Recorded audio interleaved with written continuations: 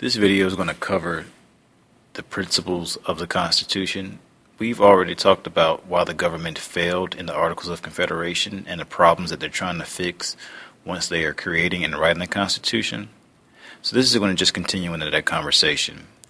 So when we're creating the Constitution or when it's being written, the writers decide that our government should be based on the idea of a republic. And once again, a republic is a government where the people elect representatives to make decisions for them.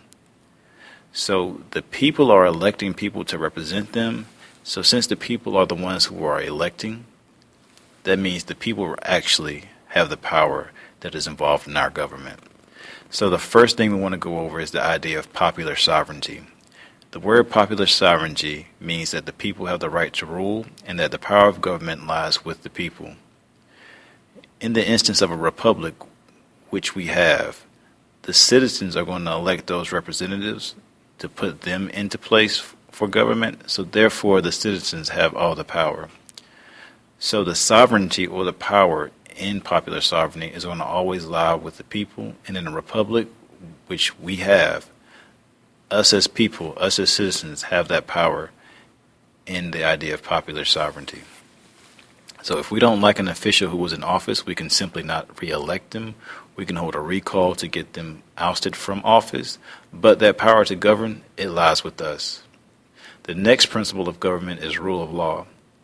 Now, rule of law limits the government because anybody who was affiliated with the government or in a government position, they are held to the same standard or they follow the same law that we do as citizens. So nobody in government can break a law and get away with it. Nobody is above the law. That's simply what rule of law means. So if Barack Obama went on a killing spree tomorrow, or if Bill Clinton, a former president like Bill Clinton, went on a killing spree, or he stole from Hardee's, he was still subject to the same law and to the same penalties that we are as citizens. The next idea or the next principle is going to be called separation of powers. The separation of powers is simple. We have 3 branches of government, and each branch of government is responsible for a certain task. The legislative branch makes the laws, the judicial branch interprets the laws, and the executive branch enforces the laws. It's simple. Each branch of government is responsible for a certain action, and they have certain powers. The next principle of government is going to be federalism. The next principle of the Constitution. Now, federalism is simply sharing the power between the national and the state governments.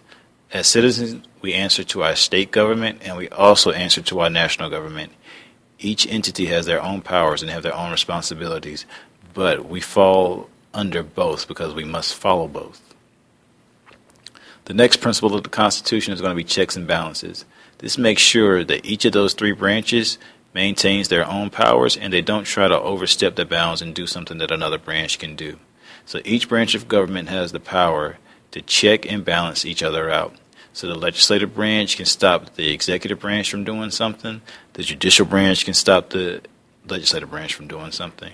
So each branch of government can check the other one to make sure that no one branch is more powerful than the other. The last principle of the Constitution is the idea of judicial review. In judicial review, it states that the courts have the power to examine laws and decide if they are constitutional. If any law that is in creation goes against a principle of the Constitution or an amendment of the Constitution, then that law must be struck down and it must be done away with. So these principles of the Constitution basically enforce the idea that we have a republic in the United States and that we have a fair and just government. If you have any questions, feel free to ask tomorrow. Thank you.